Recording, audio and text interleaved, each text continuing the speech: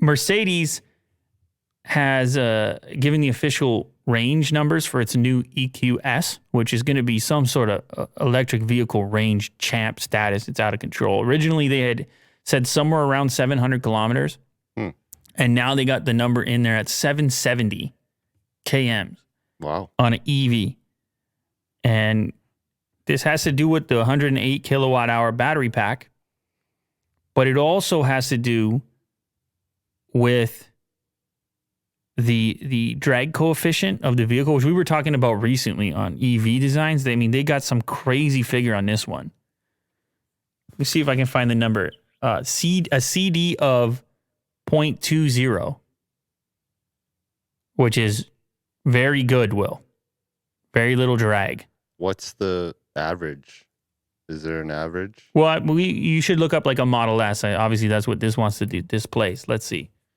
Tesla Model S CD rating.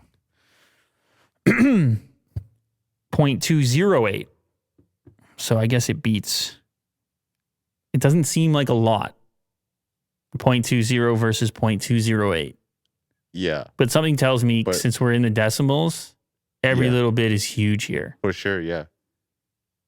Should I add in, like, what's something that would... Imagine the worst is 0.3, and then, you know. I'm going to look up, like, a Ford F-150. Do they even track such a thing?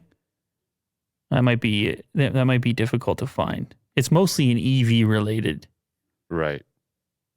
Anyway, you're not going to be cross-shopping this against F-150, but it's good. The number is good.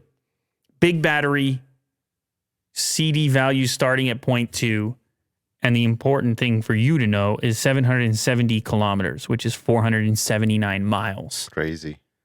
And that's on a single charge.